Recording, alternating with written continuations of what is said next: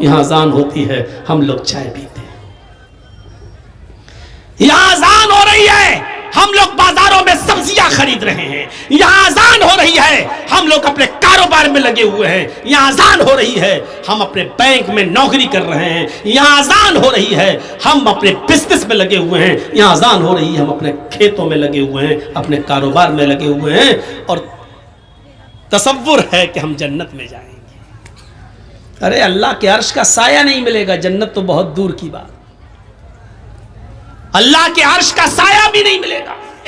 ہمارا آپ کا کیا رشتہ ہے، ہمارا آپ کا کیا رشتہ ہے، لیکن یہ محبت اللہ کے لیے۔ اور اگر ہم نے کوئی بات بتائی اور آپ کو برا لگا اور آپ کھڑے ہو کر کہنے لگے ہٹو تم جیسے 50 مولوی آتے ہیں، میں نے بھی تم سے بولنا چھوڑ دیا، تو یہ بھی اللہ کے لیے۔ کیوں؟ کیونکہ میں نے قرآن سنایا، تجھے برا لگ گیا ہے اور تجھے اچھا نہیں لگتا ہے، نہیں بتاؤں گا آج کے بعد تجھے بات، تجھے اگر تکلیف ہو رہی ہے میری بات سے تو نہیں جاؤں گا تیرے پاس۔ تو اب ہم نے تجھے جو چھوڑا ہم اس لیے چھوڑ رہے ہیں کیونکہ آپ نے میرا پیسہ مار لیا، آپ نے میرا حق مار لیا، آپ نے میری زمین و جائیداد پہ قبضہ کر لیا، آپ نے ہمیں گالی دی، اس لیے ہم آپ کو چھوڑ رہے ہیں۔ تو یہ لڑائی نہیں ہے، محلے والوں کو گاؤں والوں کو چاہیے کہ صلح کرا دیں، ملوا دیں، کیونکہ کوئی مسلمان کسی مسلمان سے اگر 3 دن سے زیادہ بات نہیں کرتا تو اس کی نماز، اس کی روزہ، اس کی کوئی فرض اور کوئی نفل عبادت اللہ کے یہاں قبول نہیں ہوتی ہے۔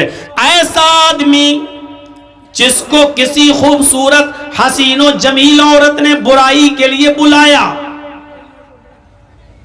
ذات منصب شریف گھر کی و جمال اور خوبصورت، پیسے والی دولت والی، یعنی وہ آپ کو پیسہ بھی دے رہی ہے، وہ آپ کو موقع بھی دے رہی ہے، وہ آپ کو تنہائی میں بھی لے جا رہی ہے، اس کے پاس سارے انتظام ہے، وہ کہہ رہی ہے کہ میرا روم الگ ہے، میں پیسہ بھی دوں گی، میرے ساتھ رہو، میرے ساتھ کھاؤ، میں کھانا بھی دوں گی، اور میرے ساتھ تم غلط کام کرو گے میں تمہیں اس کی اجرت بھی دوں گی، اور خوبصورت بھی ہے، ذات منصب، یعنی ایسی عورت نے آپ کو بلایا جو خود امیر ہے، جو خود شریف ہے، جو خود پیسے والی ہے، اور جو خود بہت اونچے گھرانے کی ہے، اور خوبصورت اور حسین و جمیل ہے۔ آپ کے پاس کچھ نہیں لیکن وہ آپ کو دعوت دے رہی ہے، آپ کے پاس موقع نہیں لیکن وہ موقع دے رہی ہے، آپ کے پاس تنہائی کی جگہ نہیں لیکن وہ آپ کو تنہائی کی جگہ دے رہی ہے۔ یہ سب کچھ ہونے کے بعد پھر آپ نے ایسی خوبصورت، ایسی حسین و جمیل اور ایسی ذات اور منصب اور حسب اور نسب والی اور ایسی شریف عورت کو دیکھ کر کہا ہٹ، چل بھاگ یہاں سے، انی اخاف اللہ، میرا رب مجھے دیکھ رہا ہے، میں اللہ سے ڈرتا ہوں، میں تیرے قریب نہیں جا سکتا، میں یہ غلط کام نہیں کر سکتا۔ میرے بھائیوں، ایسے ہی عبادت کرنے والے اور ہر وقت نماز کی طرف، ہر وقت عبادت کی طرف، اللہ کی عبادت کی طرف جن کا دماغ لگا ہوا ہے اور جو عبادت میں لگے ہوئے ہیں، یہ لوگ اللہ کے عرش کے سائے میں ہوں گے، یہ اللہ کے عرش کے سائے میں۔ ہم اور آپ سردیوں کے دنوں میں، دسمبر کی اور جنوری کی سردی میں جو اپنے اوپر سے کمبل نہ ہٹا سکے، جو لحاف کی قربانی نہ دے سکے، جو اپنی نیند کی قربانی نہ دے سکے اور تصور کیا بیٹھا ہوا ہے کہ ہم اللہ کے عرش کے سائے میں ہوں گے، ہمیں جنت ملے گی، میرے بھائیو جنت اتنی سستی اور اتنی آسان بھی نہیں ہے۔ وَرَجُلٌ قَلْبُهُ مُعَلَّقٌ فِي الْمَسَاجِدِ، تیسرا وہ آدمی جس کا دل مسجد کی طرف لگا ہوا ہے، جس کی تشریح میں نے ابھی ہلکی سی کی تھی، ظہر پڑھ کے آیا، گھر پہ کام کر رہا، ابھی ٹائم ہے، ہاں ابھی عصر میں ٹائم ہے، بار بار گھڑی دیکھ رہا ہے، بار بار سورج دیکھ رہا ہے، بار بار آسمان دیکھ رہا ہے، بار بار کان لگا رہا ہے، اذان کی آواز تو نہیں آ رہی، اور جیسے ہی عصر کی اذان ہوئی فوراً مسجد میں، عصر پڑھ کے آیا، مغرب کی طرف دماغ لگا ہوا ہے، فوراً مغرب میں، مغرب پڑھ کے آیا، گھر پہ کچھ کھانا وانا کھایا، بار بار اس کا دماغ، اس کا دل مسجد کی طرف لگا ہے، کب عشاء ہو، کب عشاء ہو، کب عشاء ہو، اور جیسے عشاء کا وقت ہوا فوراً مسجد میں، عشاء کے بعد سو رہا ہے گھر میں، بار بار بیچ میں رات میں آنکھ کھلتی ہے، بار بار گھڑی دیکھ رہا ہے، بار بار باہر نکل کے دیکھتا کہیں فجر کا وقت تو نہیں ہو گیا ہے، اور جیسے ہی فجر کی اذان کا وقت ہوا فوراً مسجد میں، قلبہ معلق فی المساجد، جس کا دل لٹکا ہوا ہے مسجد میں۔ حضرت مصعب رضی اللہ تعالیٰ عنہ عامر ابن عبداللہ ابن زبیر کا واقعہ نقل کرتے ہیں. حضرت مصعب ابن عمیر حضرت عامر ابن عبداللہ ابن زبیر کا واقعہ نقل کرتے ہوئے کہتے ہیں کہ وہ سخت بیمار آخری سانسیں لے رہے ہیں, کافی کمزوری اور جسم میں ان کی نقاہت ہے, کمزوری ہے, اور اتنے میں ان کے کانوں میں اذان کی آواز جاتی ہے. اور نوٹ کیجئے گا یہ مغرب کی اذان ہے, مغرب کی اذان کی آواز ان کے کانوں میں جاتی ہے. اللہ اکبر اللہ اکبر. اذان کی آواز سنتے ہی عامر ابن عبداللہ ابن زبیر کہتے ہیں اپنے گھر والوں سے مجھے اٹھاؤ اور مسجد کی طرف لے کر چلو. بچوں نے کہا رے آپ کی حالت دیکھیے کیا ہے, آپ نہیں جا سکتے, آپ لیٹے رہیے, ایسے ہی لیٹ کے نماز پڑھ لیجئے. عامر ابن عبداللہ ابن زبیر کا جو جواب تھا وہ سنیے. کہتے ہیں کہ میرے بچوں, میں اللہ کے داعی کی آواز پر لبیک کیوں نہ کہوں. اللہ کی طرف بلانے والا داعی دعوت دے رہا ہے نماز کی, میں اس کی دعوت پر لبیک کیسے نہ کہوں. مجھے تھوڑا سا سہارا دے دو, مجھے اٹھا دو اور مجھے مسجد تک پہنچا دو. بیمار ہیں, آخری وقت ہے, ابھی آپ کو پتا چل جائے گا ان کا آخری وقت بھی ہے, کس کنڈیشن میں ہے وہ. جب انہوں نے ضد کی کہ میرے بچوں دیکھو قیامت کے دن میں تم سب کا گریبان پکڑوں گا اگر تم نے مجھے مسجد میں نہیں پہنچایا. یہ آواز کی اذان کی آواز میرے کانوں میں پڑ گئی, اب اللہ کے داعی کی آواز پر لبیک کہنا ضروری ہے, مجھے مسجد میں جانا ہے. اب ان کی ضد کے آگے ان کے بچوں نے ان کو اٹھایا, محلے کے 2-4 لوگ اور آ گئے, انہوں نے بھی سہارا دیا اور گھر میں کسی طریقے سے ان کو وضو کروانے کے بعد مسجد میں داخل کر دیا. وہ مسجد میں داخل ہو جاتے ہیں اور جماعت کے ساتھ مغرب کی نماز پڑھنے لگتے ہیں. اور جب نماز پڑھتے ہیں تو آپ اندازہ لگا سکتے ہیں کہ مغرب کی 3 رکعتیں ہوتی ہیں. وہ بیٹھ کر نماز ادا کر رہے ہیں, ابھی 1 رکعت ہی وہ نماز ادا کر سکے کہ 1 رکعت نماز پڑھنے کے بعد ان کا انتقال ہو جاتا ہے. وہ اسی مسجد کے اندر 1 رکعت نماز پڑھنے کے بعد انتقال کر جاتے ہیں. اب آپ اندازہ لگا سکتے ہیں کہ وہ کتنے بیمار رہے ہوں گے. اتنی بڑی بیماری کے باوجود وہ یہ کہہ رہے ہیں کہ اذان کی آواز جب میرے کانوں میں پہنچ گئی ہے تو پھر میں اللہ کے داعی اور اللہ کی طرف بلانے والے آدمی کی دعوت پر میں لبیک کیسے نہ کہوں, اس کی آواز پر میں لبیک کیوں نہ کہوں. لہذا مجھے وہاں تک پہنچاؤ. اور پہنچایا گیا اور 1 رکعت پڑھی اور انتقال کر گئے. ان کا دل مسجد کی طرف لگا ہوا تھا. رجل قلبہ معلق فی المساجد. یہ ہے اذان ہو رہی ہے لیکن مجھے مسجد میں پہنچاؤ, اذان ہو رہی ہے مسجد میں پہنچاؤ. یہاں اذان ہوتی ہے ہم لوگ چائے پیتے ہیں, یہاں اذان ہو رہی ہے ہم لوگ بازاروں میں سبزیاں خرید رہے ہیں, یہاں اذان ہو رہی ہے ہم لوگ اپنے کاروبار میں لگے ہوئے ہیں, یہاں اذان ہو رہی ہے ہم اپنے بینک میں نوکری کر رہے ہیں, یہاں اذان ہو رہی ہے ہم اپنے بزنس میں لگے ہوئے ہیں, یہاں اذان ہو رہی ہے ہم اپنے کھیتوں میں لگے ہوئے ہیں, اپنے کاروبار میں لگے ہوئے ہیں, اور تصور ہے کہ ہم جنت میں جائیں گے. ارے اللہ کے عرش کا سایہ نہیں ملے گا, جنت تو بہت دور کی بات, اللہ کے عرش کا سایہ بھی نہیں ملے گا. امام بغوی نے اپنی مشہور و مایہ ناز کتاب السیر کے اندر عبید اللہ القواریری کا ایک واقعہ نقل کیا ہے کہ وہ شام بصرہ کے رہنے والے تھے, بصرہ کے, ان کے گھر کوئی مہمان آ گئے. ویسے تو وہ 5 وقت کی نماز میں پہلی تکبیر میں مسجد میں رہتے تھے, لیکن آج ان کے گھر میں کوئی مہمان آ گیا. مہمان کی دیکھ ریکھ خاطر مدارات کی وجہ سے اس کو کھانا وانا کھلانے میں تھوڑی سی دیر ہو گئی, اتنی سی دیر ہو گئی کہ عشاء کی اذان کے بعد جماعت مسجد میں ہو گئی. وہ اپنے مہمان کو کھانا کھلانے کے بعد مسجد کی طرف گئے تو کیا دیکھتے ہیں کہ مسجد سے لوگ نماز پڑھ کے واپس آ رہے ہیں. پوچھا کہ کیا ہوا, کہ جماعت ہو گئی. وہ دوسرے محلے میں گئے کہ وہاں جا کر شاید نماز مل جائے, جماعت مل جائے, لیکن دوسرے محلے میں جاتے ہیں تو کیا دیکھتے ہیں کہ ادھر بھی جماعت ہو چکی ہے. انہوں نے بصرہ کی آس پاس کی جتنی مسجدیں تھی کوشش کر کے دیکھ لیا کہ کہیں جماعت مل جائے. کیونکہ جماعت کا ثواب اکیلے نماز پڑھنے سے 27 گنا زیادہ درجہ رکھتا ہے.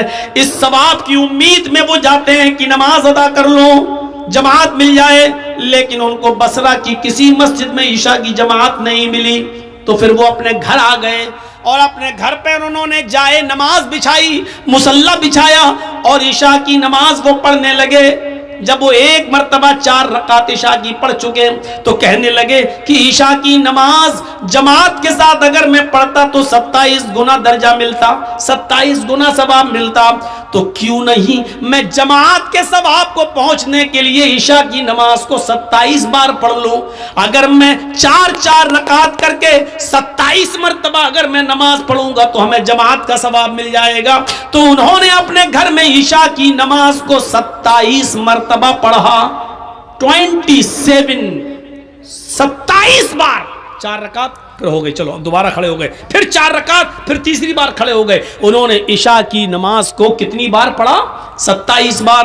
اس کے بعد مطمئن ہو گئے کہ اب مجھے جماعت کا ثواب مل گیا، یعنی انشاءاللہ جو جماعت مجھ سے چھوٹی ہے اس کے برابر ثواب مل جائے گا. اس کے بعد جب بستر پہ سونے گئے، علامہ بغوی، امام بغوی سیر میں نقل کرتے ہیں، جب وہ بستر پر لیٹتے ہیں تو خواب میں دیکھتے ہیں کہ وہ گھڑ سواروں کے ساتھ دوڑ رہے ہیں. ایک قوم ہے، ایک کچھ لوگ جو اپنے گھوڑوں کو دوڑا رہے ہیں، مقابلہ کر رہے ہیں.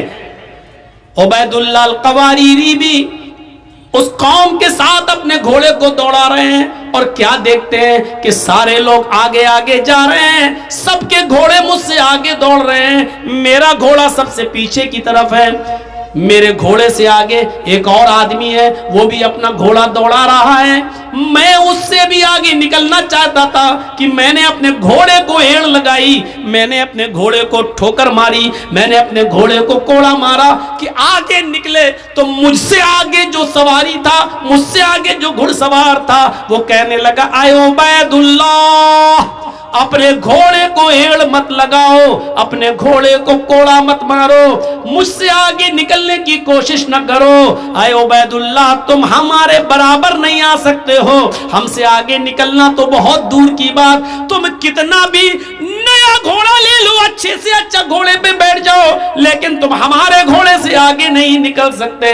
عبید اللہ القواریری کہتے ہیں کہ آخر تم یہ بات کیسے کہہ رہے ہو؟ میرا گھوڑا تمہارے گھوڑے سے اچھا ہے، اور پھر بھی ہم تمہارے گھوڑے سے آگے نہیں نکل پائیں گے. آخر وجہ کیا ہے؟ تو وہ شخص کہنے لگا جو مجھ سے آگے تھا، اے عبید اللہ، تم ہم سے اس لیے آگے نہیں نکل سکتے کیونکہ عشاء کی نماز ہم نے جماعت کے ساتھ پڑھی ہے، اور تم نے عشاء کی نماز جماعت کے ساتھ نہیں پڑھی. 27 مرتبہ نماز پڑھنے کے بعد بھی وہ درجہ نہیں ملا جو جماعت کے ساتھ نماز پڑھنے کا ملتا. وَرَجُلٌ قَلْبُهُ مُعَلَّقٌ فِي الْمَسَاجِدِ، تیسرا وہ آدمی مسجد جس کا دل مسجد کی طرف لٹکا ہوا ہے، وہ آدمی اللہ کے عرش کے سائے میں ہوگا. نماز کی طرف ایسا دل ہونا چاہیے. اب چوتھا آدمی کی طرف آئیے، چوتھے شخص کی طرف آئیے. 3 ہو گئے نا، بار بار گنا رہا ہوں تاکہ یاد ہو جائے. عدل و انصاف کرنے والا امیر، دوسرا وہ نوجوان جو اللہ کی عبادت میں لگا ہوا ہے، اور تیسرا وہ آدمی جس کا دل مسجد کی طرف لگا ہوا ہے، جو بار بار نماز پڑھ کے آتا ہو، دوسری نماز کے لیے سوچتا ہے. 3 آدمی ہو گئے. چوتھا وَرَجُلَانِ تَحَابَّا فِي اللَّهِ اجْتَمَعَا عَلَيْهِ وَتَفَرَّقَا عَلَيْهِ. کتنے لوگ ہیں جو آپس میں ایک دوسرے سے نہیں بولتے لیکن ذاتی دشمنی میں. لیکن چوتھا آدمی عرش کے سائے میں کون ہوگا؟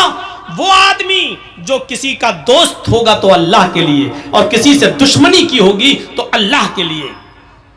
آپ سے ہم نے دعوت و تبلیغ کا کام کیا، آپ کو ہماری بات پسند آئی، آپ ہمارے مرید بن گئے، آپ ہماری دوستی ہو گئی، آپ ہماری باتیں سن رہے ہیں، اس لیے آپ جرجی صاحب آئیے چائے پلا. کیوں؟ اس لیے کہ ہم قرآن و حدیث آپ کو سناتے ہیں، آپ اس لیے ہماری عزت کرتے ہیں. یہ اللہ کے لیے ہے. ہمارا آپ کا کیا رشتہ ہے؟ ہمارا آپ کا کیا رشتہ ہے؟ لیکن یہ محبت اللہ کے لیے. اور اگر ہم نے کوئی بات بتائی اور آپ کو برا لگا اور آپ کھڑے ہو کر کہنے لگے ہٹو، تم جیسے 50 مولوی آتے ہیں، میں نے بھی تم سے بولنا چھوڑ دیا تو یہ بھی اللہ کے لیے. کیوں؟ کیونکہ میں نے قرآن سنایا, تجھے برا لگ گیا ہے اور تجھے اچھا نہیں لگتا ہے. نہیں بتاؤں گا آج کے بعد تجھے بات. تجھے اگر تکلیف ہو رہی ہے میری بات سے تو نہیں جاؤں گا تیرے پاس. تو اب ہم نے تجھے جو چھوڑا ہے وہ بھی اللہ کے لیے, کیونکہ اور کوئی وجہ نہیں. اگر یہ چیز ہے ہمارے اور آپ کے اندر, کسی سے دوستی ہے تو اللہ کے لیے, اور کسی سے دشمنی ہے تو وہ بھی اللہ کے لیے, تو ایسا شخص بھی اللہ کے عرش کے سائے میں ہوگا. اگر ہم آپ کو چھوڑ رہے ہیں تو اللہ کے لیے ہے تب تو ٹھیک ہے, لیکن آپ کو ہم اس لیے چھوڑ رہے ہیں کیونکہ آپ نے میرا پیسہ مار لیا, آپ نے میرا حق مار لیا, آپ نے میری زمین و جائیداد پہ قبضہ کر لیا, آپ نے ہمیں گالی دی, اس لیے ہم آپ کو چھوڑ رہے ہیں. تو یہ لڑائی نہیں ہے. محلے والوں کو, گاؤں والوں کو چاہیے کہ صلح کرا دیں, ملوا دیں, کیونکہ کوئی مسلمان کسی مسلمان سے اگر 3 دن سے زیادہ بات نہیں کرتا تو اس کی نماز, اس کی روزہ, اس کی کوئی فرض اور کوئی نفل عبادت اللہ کے یہاں قبول نہیں ہوتی ہے. دوستی کرو تو اللہ کے لیے اور دشمنی کرو تو اللہ کے لیے. کسی سے دوستی ہو تو اللہ کے لیے اور دشمنی ہو تو اللہ کے لیے. حضرت علی رضی اللہ تعالیٰ عنہ ایک یہودی سے لڑ رہے تھے. تو مجھے مار دے یا میں تجھے مار دوں, چل, دونوں میں لڑائی ہو رہی, دونوں چل, تو تلواریں دونوں نہیں, ہاتھ سے کشتی ہو رہی ہے. لڑتے لڑتے لڑتے لڑتے کبھی علی اوپر کبھی علی نیچے, کبھی یہودی اوپر کبھی علی نیچے, کبھی علی اوپر یہودی نیچے. میرے بھائیوں, اس طریقے سے لڑائی ہوتے ہوتے ایک موقع آیا کہ حضرت علی نے یہودی کے سینے پر چڑھ کر اس کا گلا دبا دیا اور پکڑ کے کس کے اور زور سے اس کا گلا دبانے لگے. یہودی نے اپنے منہ میں تھوک جمع کیا ایسے کر کے اور تھوک دیا حضرت علی کے منہ پر. حضرت علی نے ایسے تھوک کو صاف کیا اور غصہ آیا حضرت علی کو اور زیادہ. کمینہ تھوک رہا, اور کس کے اس کو دبانا چاہا. ابھی تو جب دبا رہے تھے, لیکن جب اس نے تھوکا تو اور غصہ آ گیا. لیکن جب اور غصہ آیا تو اس کو چھوڑ دیا, کہا چل بھاگ جا, میں نے تجھے چھوڑ دیا. وہ پیروں پہ گر گیا, کہنے لگا امیر اے علی, میری سمجھ میں نہیں آ رہا ہے. میں نے جب تھوکا تو دیکھا آپ کے چہرے پر کہ آپ کو اور غصہ آیا. اب میں نے بھی سمجھ لیا اس غصے میں تو آپ نہیں بچیں گے, لیکن جب آپ کو زیادہ غصہ آیا تو آپ نے مجھے چھوڑ دیا. یہ کیا بات ہے؟ حضرت علی نے کہا جب میں تجھ سے لڑ رہا تھا تو اللہ کے لیے لڑ رہا تھا. میں تجھے مارنا چاہتا تھا اللہ کو خوش کرنے کے لیے, لیکن جب تو نے میرے چہرے پر تھوکا اور میرے چہرے پر تھوک پڑا تو مجھے اور غصہ آیا. تو یہ غصہ اللہ کے لیے نہیں تھا, یہ میرا ذاتی غصہ تھا. تو میں نے اوپر تھوکا تو یہ میرا ذاتی غصہ تھا. اگر اس غصے میں تو مارا جاتا تو وہ اللہ کے لیے لڑائی نہیں ہوتی, وہ میرا ذاتی انتقام ہوتا, وہ میرا ذاتی بدلہ ہوتا, اور میں ذاتی بدلہ نہیں لیتا. جا, میں نے چھوڑ دیا. اللہ کے لیے لڑ رہا تھا تب تک ٹھیک تھا. تو اللہ کے لیے لڑائی لڑ رہے تھے, جب اس میں ذاتی غصہ شامل ہوا تو چھوڑ دیا. تو ذاتی دشمنی نہیں ہونی چاہیے. ان 4 چیزوں کو نوٹ کریے, کیونکہ 5ویں چیز جو ہم بتانے جا رہے ہیں وہ آج ہمارے معاشرے اور سماج کا سب سے بڑا المیہ بنا ہوا ہے. پہلا شخص عدل و انصاف کرنے والا انسان, دوسرا وہ نوجوان جو اللہ کی عبادت میں لگا ہوا ہے, تیسرا وہ آدمی جو جس کا دل مسجد کی طرف لٹکا ہوا ہے, اور چوتھا وہ شخص جو محبت کرتا ہے کسی سے تو اللہ کے لیے اور دشمنی کرتا ہے کسی سے تو اللہ کے لیے. اور 5واں, نوجوانوں معاشرے میں سب سے بڑی برائی یہی, وَرَجُلٌ دَعَتْهُ امْرَأَةٌ ذَاتَ مَنْصَبٍ وَجَمَالٍ فَقَالَ إِنِّي أَخَافُ اللَّهَ. ایسا آدمی جس کو کسی خوبصورت حسین و جمیل عورت نے برائی کے لیے بلایا, ذات منصب, شریف گھر کی, و جمال, اور خوبصورت. بد چلن عورتوں کے بارے میں بات نہیں ہو رہی ہے, بازارو عورتیں, پیشہ ور عورتیں, جسم فروش عورتیں, ان کے بارے میں بات نہیں ہو رہی.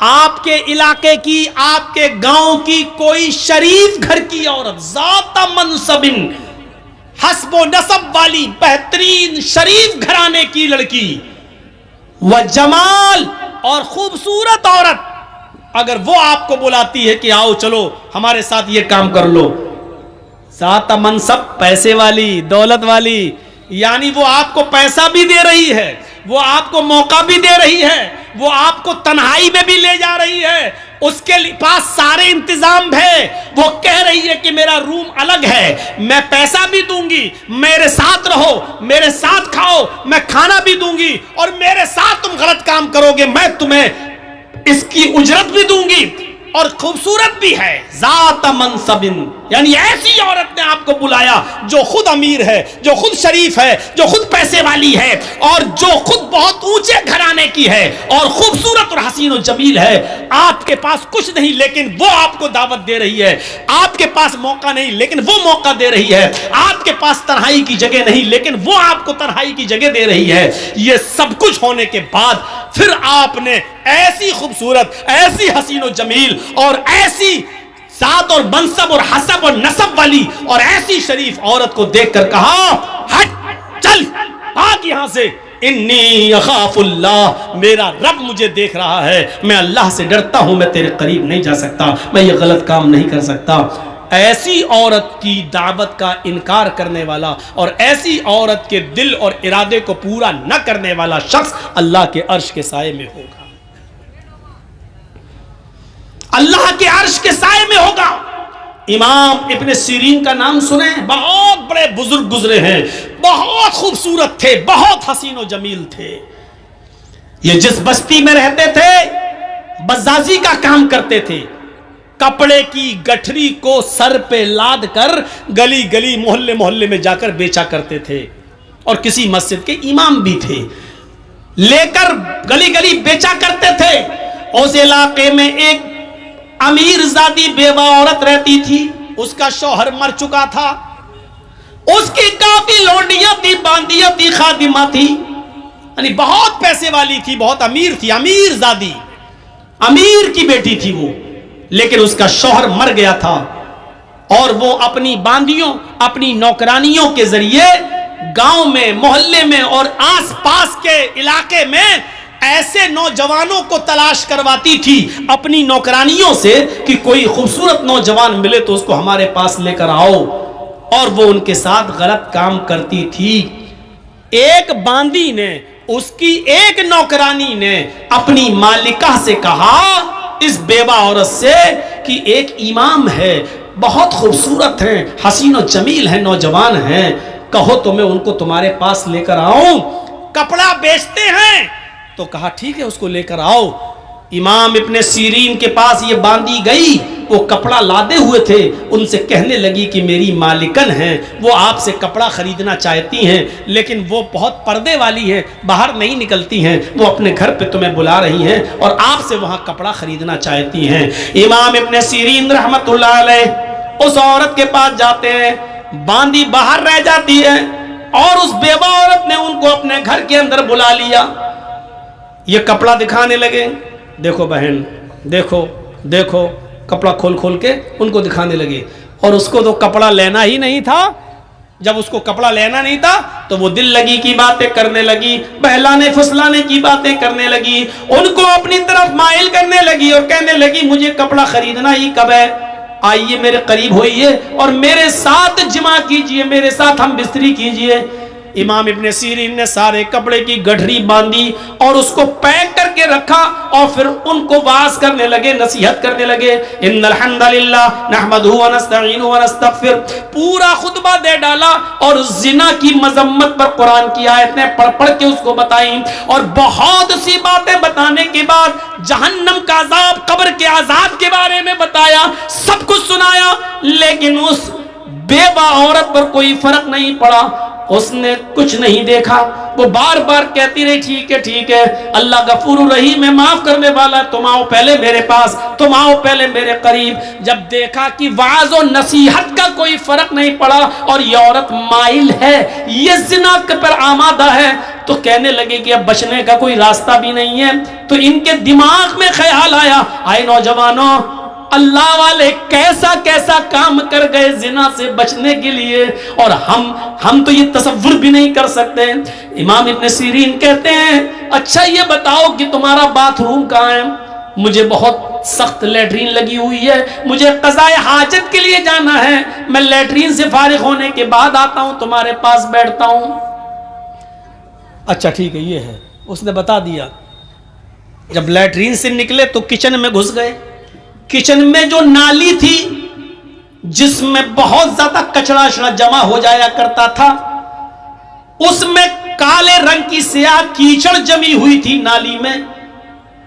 امام ابن سیرین اسی کچن کی نالی کے پاس بیٹھ گئے اور اس نالی سے سیاہ رنگ کی کالی کیچڑ نکال کر انہوں نے اپنے چہرے پہ مل لی, اپنے کپڑوں پہ ملا, اپنی داڑھی آڑی پہ ملا اور پوری طریقے سے اپنے آپ کو لت پت کر لیا کیچڑ سے. اور اسی گندگی کی حالت میں اس عورت کے پاس آئے. چلو آؤ ملتے ہیں. کہاں ملے؟ اس نے کہا ہٹ ہٹ بدبو آ رہی ہے, یہ کیا کر کے آیا تو؟ یہ جلدی سے کپڑے کی گٹھری اٹھائی اور بھاگ گئے. اور پھر جب گاؤں میں پہنچے تو ایک کنویں سے پانی کھینچا اور وہاں جا کر انہوں نے اپنے کپڑے دھوئے اور وہاں جا کر وہ نہائے دھوئے اور انہوں نے غسل کیا اور اللہ کا شکر ادا کیا کہ آئے اللہ, آج تو نے مجھے ایک عورت کے شر و فتن سے تو نے مجھے بچا لیا, آج میں زنا جیسی بدکاری سے محفوظ ہو گیا. میرے پیارے ساتھیوں, زنا سے بچنے کے لیے غور کرو کہ وہ عورت امام ابن سیرین اگر اس کا ارادہ پورا کر دیتے تو پیسہ بھی دیتی, تنہائی بھی دے رہی تھی, امیر بھی تھی, کپڑا بھی نہیں خریدتی اور پیسہ بھی دے رہی تھی ان کو, سب کچھ. لیکن امام ابن سیرین کے پاس سب کچھ تھا, موقع تھا, تنہائی تھی اور وہ بیوہ عورت خوبصورت بھی تھی, لیکن ان سب کے باوجود اللہ کا خوف تھا اور اپنے آپ کو بچایا.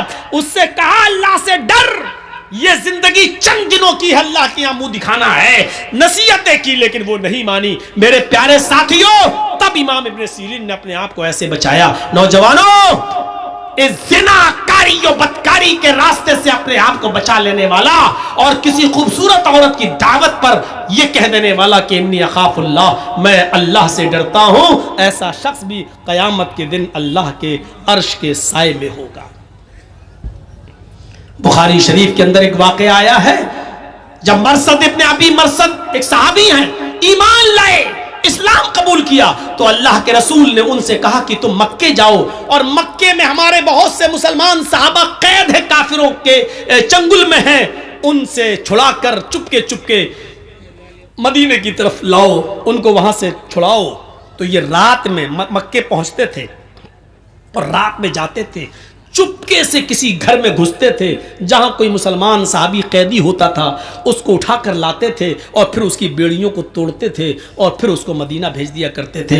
کیونکہ اسلام لانے سے پہلے خود یہ چور تھے, اسلام لانے سے پہلے خود یہ چور تھے, ان کو بیڑیاں توڑنے میں مہارت تھی, یہ جانتے تھے. تو اللہ کے رسول نے ان سے وہی کام لیا کہ تم اب مسلمان صحابہ کی بیڑیاں توڑ کر ان کو کافروں سے چھڑاؤ, ان کے اوپر ظلم کر رہے ہیں وہ کافر, ان کو چھڑاؤ. تو ایک دن یہ مکے کے اندر پہنچ گئے اور اسی جگہ چلے گئے جہاں مسلمان صحابہ قید تھے. رات کی تاریکی کا فائدہ اٹھایا اور ایک دیوار کے پیچھے چھپ گئے. چاندنی رات تھی, رات کے اندھیرے میں ایک عورت نکل کے آئی, اس نے دیوار کے پیچھے ایک سایہ دیکھا, سمجھ گئی کہ اس دیوار کے پیچھے کوئی آدمی بیٹھا ہے, اس آدمی کا سایہ یہاں آ رہا ہے. وہ گئی دیوار کے پیچھے, کیا دیکھتی ہے کہ ایک آدمی بیٹھا ہوا ہے, اور دیکھتے ہی اس کو پہچان گئی. کہنے لگی تم تو مرثد ہو, تم تو مرثد ہو. مرثد نے دیکھا, مرثد بھی پہچان گئے, کہنے لگے تم تو عناق ہو, تم تو عناق ہو.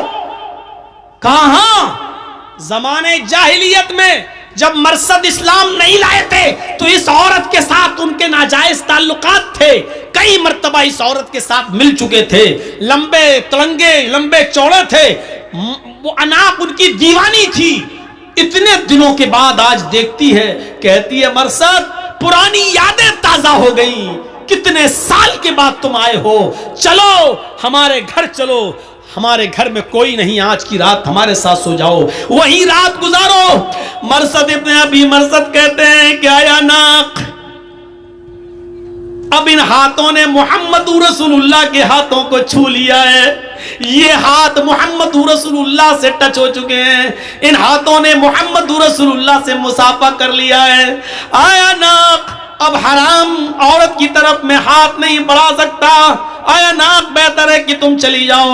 اناق کہنے لگی اچھا اب تم بدل گئے ہو، میری آرزو اور میرے ارمانوں کا تم گلا گھونٹ رہے ہو، اتنے سالوں کے بعد آئے ہو، اگر تم نے میرے ارادے اور میرے ارمان اور میری آرزوؤں کو پورا نہ کیا تو میں چلا دوں گی۔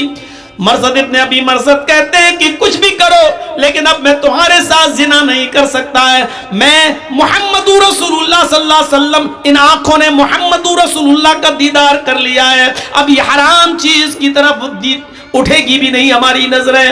اناق کہتی ہے آئے خیمے والوں اٹھو، آئے گاؤں والے اٹھو، ایک آدمی آیا ہے تمہارے قیدیوں کو چرا رہا ہے، تمہارے قیدیوں کو اٹھا کر لے جا رہا ہے۔ اناق کی آواز سن کر محلے والے اور گاؤں والے اٹھنے لگے، دوڑنے لگے۔ مرثد ابن ابی مرثد نے جب ان کو آتا ہوا دیکھا تو وہ بھاگ گئے، ایک پہاڑ کی طرف چلے گئے، اور پہاڑ کے اوپر چڑھنے کے بعد ان کو ایک غار نظر آئی تو وہ پہاڑ سے نیچے اتر کر اس غار کے اندر چھپ گئے۔ وہ لوگ پہاڑ کے اوپر تک آئے، ان کو غار کا دروازہ نہیں دکھائی دیا، انہوں نے، گاؤں والوں نے اس پہاڑ کے اوپر کھڑے ہو کر پیشاب بھی کیا۔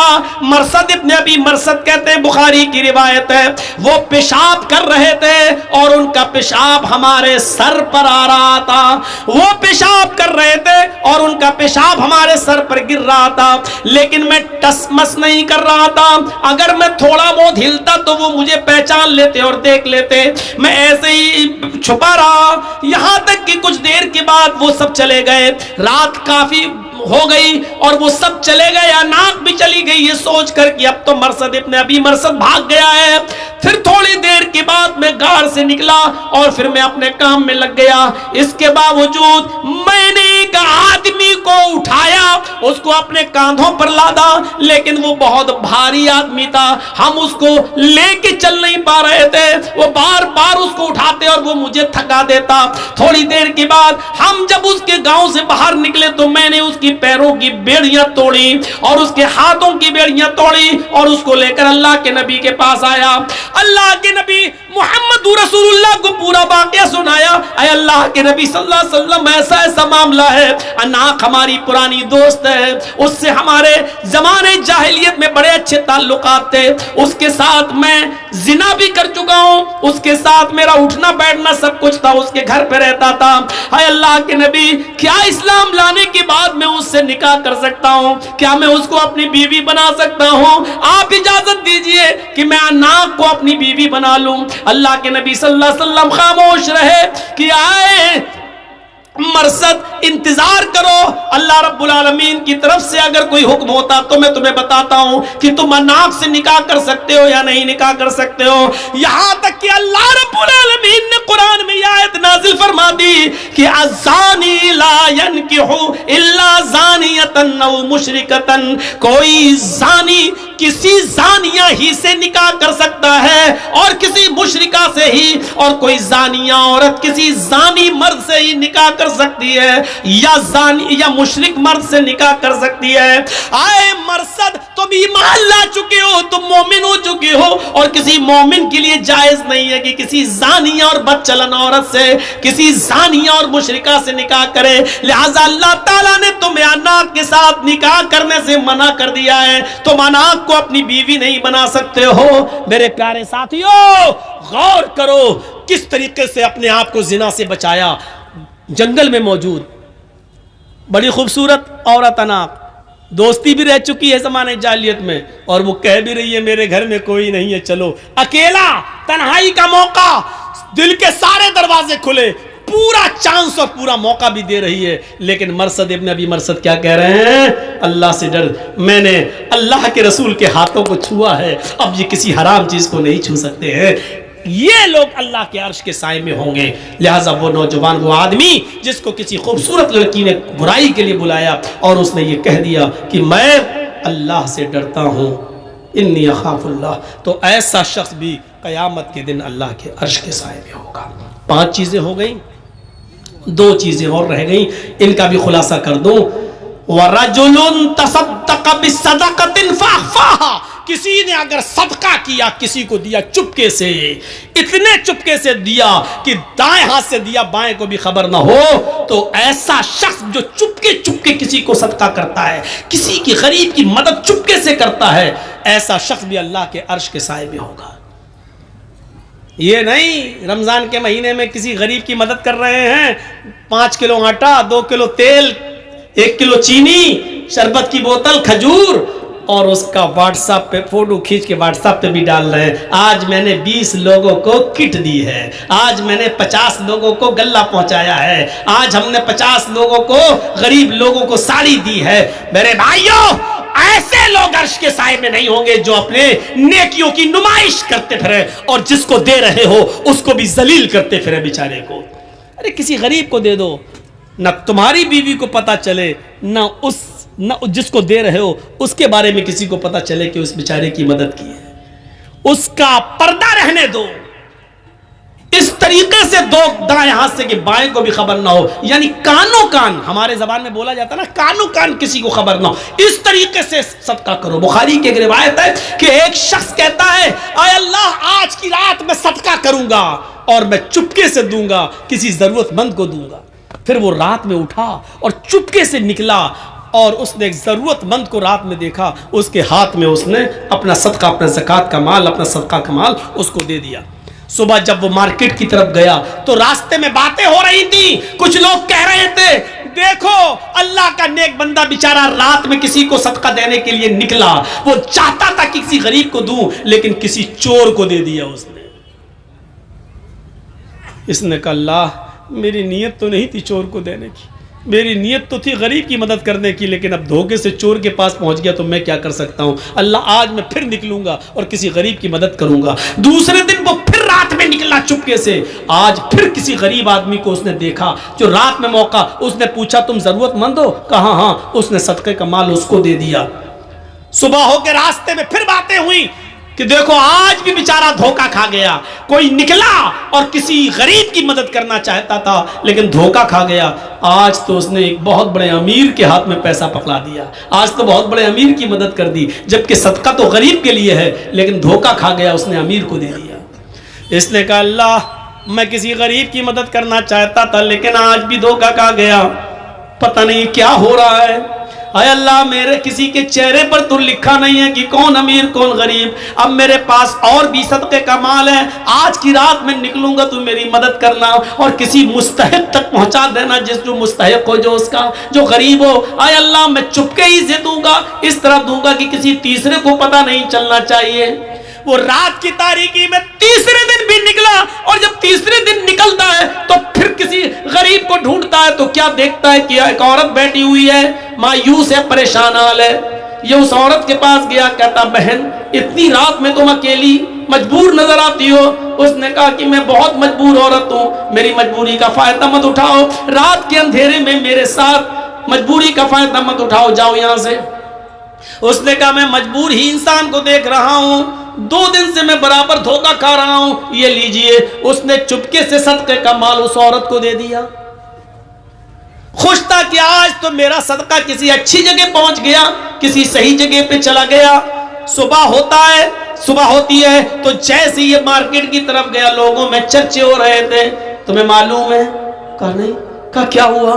کہا اللہ کا نیک بندہ آج بھی بیچارہ صدقہ کرنے نکلا اور کسی غریب کی مدد کرنا چاہتا تھا لیکن آج اس نے ایک بد چلن اور بدکار عورت کو صدقہ کر دیا، اپنا مال کسی زانی اور بد چلن عورت کو دے دیا۔ اس کا کام رات میں روزانہ نکلنے کا ہے اور کسٹمر تلاش کر کے جسم بیچتی ہے، ان سے پیسہ لیتی ہے۔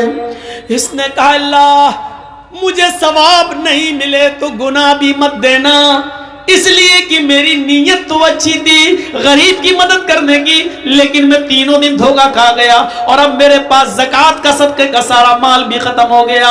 اگر تو مجھے ثواب نہ دے تو گناہ بھی مت دینا، کیونکہ میں نے جان بوجھ کر کسی امیر کی، چور کی اور بدکار عورت کی مدد نہیں کی۔ جب رات میں یہ سویا تو خواب دیکھتا ہے کہ کوئی کہہ رہا، بخاری کی حدیث، رات میں خواب دیکھتا کوئی کہہ رہا ہے تو مایوس مت ہو، نادم مت ہو، اللہ نے تیرے صدقے کو قبول کر لیا، ہو سکتا ہے کہ جس چور نے چور کو تو نے صدقہ کیا، ہو سکتا ہے کہ وہ چور تیرے صدقے کا مال پا کر اپنی چوری سے توبہ کر لے، ہو سکتا ہے جس امیر آدمی کو تو نے صدقہ دیا وہ توبہ کر لے اور اس پیسے کو غریب اور مسکینوں میں خرچ کر دے، جس بدچلن عورت کے ہاتھ میں تو نے پیسہ دیا، صدقہ کیا، ہو سکتا ہے کہ وہ اپنے زنا سے توبہ کر لے اور تیرے دیے ہوئے صدقے کے مال سے وہ اپنے بیوی، اپنے بچوں کی اور اپنے شوہر کی دیکھ ریکھ کرے، اور ہو سکتا ہے کہ توبہ کر لے۔ تو نے انجانے میں ایسا کام کیا، اللہ نے تیرے صدقے کو قبول کر لیا۔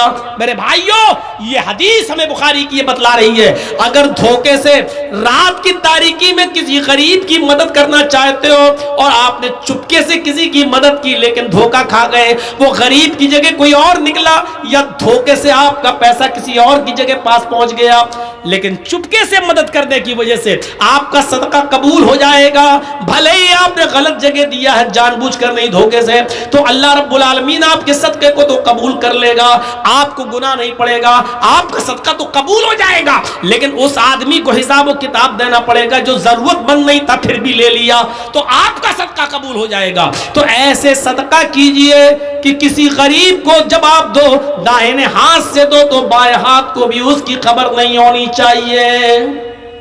یہ ہے صدقے کا مطلب۔ نمائش مت کریے، کسی کی مدد کر لو، ایک فوٹو لینا ذرا، ہاں کھچ، آج میں نے 10 غریب لوگوں کی مدد کی، اللہ کے عذاب سے ڈرو، اس بیچارے کی نمائش کر رہے ہو آپ۔ 6 چیزیں ہو گئی، 7ویں اور آخری چیز اللہ کے نبی نے فرمائی، اللہ کے عرش کے سائے میں کون ہوگا؟ رجل ذکر اللہ خالیا ففاضت عیناہ، جو اللہ کے خوف سے اللہ کو یاد کر کے رات کی تاریکی میں اللہ سے ڈر گیا، اس کے عذاب سے ڈر گیا، تو ایسا شخص اللہ کے عرش کے سائے میں ہوگا قیامت کے دن۔ قیامت کے دن حضرت عمر فاروق رضی اللہ تعالیٰ عنہ رات کے اندھیرے میں روزانہ غریب عورت، ایک بوڑھی عورت اور ایک اندھی اور نابینا عورت کی خدمت کیا کرتے تھے، اور اس کے بعد میں جب خدمت کر کے دربار خلافت میں آتے تھے تو یہ ہاتھ اٹھا کر دعا کرتے تھے تہجد کے بعد، اور روتے ہوئے یہ دعا کرتے تھے کہ ربنا اصرف عنا عذاب جہنم ان عذابها کان غراما، اے اللہ جہنم کا عذاب ہم سے ہٹا لے، اس لیے کہ جہنم کا عذاب برداشت کرنے کی ہمیں چھمتا نہیں ہے، جہنم کا عذاب برداشت کرنے کی ہم میں سکت نہیں ہے۔ وہ روتے تھے، اللہ کو یاد کر کے وہ روتے تھے اور اپنے آنکھوں سے آنسو بہاتے تھے۔ آنسو بہانے کا سب سے اچھا وقت رات کا وقت ہے، اور تنہائی میں روئیے۔ دن میں اگر روتے ہیں تو دکھاوا بھی ہو سکتا ہے، ان کے سامنے روئیں گے تو آدمی کہے گا ہاں بہت رونے والا ہے، دیکھیے کتنا رو رہا ہے۔ رات کی تاریکی میں اور اکیلے میں روئیے اور اپنے رب کو بنائیے اور دعا مانگیے، ربنا اصرف عنا عذاب جہنم ان عذابها کان غراما، الہ العالمین تو جہنم کے عذاب سے ہم کو نجات عطا فرما، اے اللہ جہنم کے عذاب سے ہم کو بچا لے، ان عذابها کان غراما کہ تیرا عذاب بہت ہی زیادہ سخت اور چپٹنے والا ہے۔ یہ دعا مانگتے رہو اور آنکھوں سے آنسو بہاتے رہو۔ اللہ کے نبی صلی اللہ علیہ وسلم نے ذکر و اذکار کی بڑی فضیلت فرمائی ہے، اور یاد رکھیے اٹھتے بیٹھتے چلتے پھرتے دعائیں پڑھتے رہا کرو، کم سے کم یہ دعا بھی، یہی دعا پڑھتے رہو، رب اغفر لی رب اغفر لی، اے اللہ مجھے بخش دے، اے اللہ مجھے بخش دے، یہ دعا پڑھتے رہو۔ اللہم انی ظلمت نفسی ظلما کثیرا ولا یغفر الذنوب الا انت فاغفر لی مغفرۃ من عندک وارحمنی انک انت الغفور الرحیم۔ یہ دعا اللہ کے نبی نے ابو بکر صدیق کو سکھلائی تھی۔ ابو بکر نے کہا تھا اللہ کے نبی ایسی دعا بتاؤ جس دعا کو پڑھ کر میں اپنے گناہوں کی معافی مانگتا رہوں۔ اللہ کو یاد کرو تنہائی میں اور آنکھوں سے جس کے آنسو بہ گئے، ایسا شخص بھی قیامت کے دن عرش کے سائے میں ہوگا۔ تو پھر سے ایک بار گن لیجئے، عدل و انصاف کرنے والا، ایک وہ نوجوان جو اپنے رب کی عبادت میں لگا ہوا ہے، 2 تیسرا وہ آدمی جس کا دل مسجد کی طرف لٹکا ہوا ہے اور ہمیشہ نماز کے بارے میں سوچ رہا ہے، 4 وہ شخص جو کسی سے محبت کرتا ہے تو اللہ کے لیے اور دشمنی کرتا ہے کسی سے تو اللہ کے لیے، اور 5واں وہ شخص جس کو کسی خوبصورت اور شریف خاندان کی لڑکی نے غلط کام کے لیے بلایا اور اس نے کہہ دیا میں اللہ سے ڈرتا ہوں میں تیرے قریب نہیں جاؤں گا، تو یہ شخص بھی اللہ کے عرش کے سائے میں 5۔ اور 6واں شخص وہ جس نے چپکے سے خاموشی کے ساتھ صدقہ و خیرات کیا، کسی کو کان و کان اس کی خبر نہیں، یہ بھی اللہ کے عرش کے سائے میں ہوگا۔ اور ساتواں وہ آدمی جس نے اللہ کو تنہائی میں یاد کیا اور اس کی آنکھوں سے آنسو آ گئے، تو قیامت کے دن یہ بھی اللہ کے عرش کے سائے میں ہوگا۔ یہ 7 خوبیاں اپنے اندر پیدا کیجئے اور اللہ کے عرش کا سایہ پائیے۔ یاد رکھیے جنت اور جہنم کا فیصلہ تو بعد میں ہوگا، پہلے ہمیں قیامت کے دن اس سورج کی جاسوس تپش سے بچنا ہے اور اس کی گرمی سے بچنا ہے۔ 50,000 سال کا دن ہوگا اور سورج کی گرمی ہمارے سروں پر ہوگی، ہم پسینے میں ڈوب رہے ہوں گے۔ ایسے موقع پر جس کو اللہ کے عرش کا سایہ نہیں ملے گا، اس کے لیے وہ دن بہت خطرناک دن ہوگا، اور جو اللہ کے عرش کا سایہ پا جائے گا وہ مطمئن ہوگا، چین و سکون کے ساتھ ہوگا۔ میرے بھائیوں، یہ 2.25 گھنٹے کا خطاب میں نے آپ کے سامنے تقریباً کیا ہے۔ اب میں رخصت ہوتے ہوئے آپ سے دعا کرتا ہوں اللہ تعالیٰ سے کہ بار الہ یہ 7 خوبیاں تو ہمارے اندر پیدا فرما دے، یہ 7 خوبیاں ہمیں ہمارے اندر پیدا فرما اور قیامت کے دن ہمیں عرش کا سایہ نصیب فرما دے۔ آپ لوگ اپنے اپنے موبائل ہٹا لیجیے۔ اور ہے کسی کا خطاب ہے؟ تو پھر کیا کہہ رہے تھے؟ چندے کی بات کہنا۔ تو میرے بھائیوں، آپ سے گزارش ہے، مسجد کا ہے مدرسے کا؟ یہ مدرسہ ہے، اور اس وقت مدرسوں پہ کیسی کیسی گاج گر رہی ہے۔ میرے بھائیوں، اتر پردیش سے ہمیں اور آپ کو سیکھنا چاہیے، اور جہاں جہاں بی جے پی کی گورنمنٹ ہے وہاں سے سیکھنا چاہیے۔ آپ خوش نصیب ہیں کہ آپ کو مدرسے آپ کے ہاں چل رہے ہیں اور کوئی رکاوٹیں نہیں آ رہی ہیں۔ ان مدرسوں کا بڑھ چڑھ کر حصہ لیجئے۔ آپ سے میری التماس ہے، گزارش ہے کہ اس ادارے کا جو چندہ ہونا چاہیے وہ ہو نہیں پایا، اور سال میں ایک بار ہی جلسہ ہوتا ہے، اور آپ ہی لوگوں کے تعاون پر مدارس چلتے ہیں، لہٰذا میری بات کو رکھ لیجئے گا، عزت رکھ لیجئے گا، اور اس ادارے کا زیادہ سے زیادہ تعاون فرمائیے گا۔ اللہ تعالی ہمیں اس کا پورا اجر عظیم عطا فرمائے گا انشاءاللہ۔ السلام علیکم ورحمۃ اللہ۔ اللہ سے دعا ہے کہ بار اللہ جب تک زندہ رکھ اسلام پہ زندہ رکھنا، اور جب ہمارا خاتمہ ہو تو ایمان پر خاتمہ فرمانا۔ وما علینا الا البلاغ المبین، وآخر دعوانا ان الحمد للہ رب العالمین۔ السلام علیکم ورحمۃ اللہ۔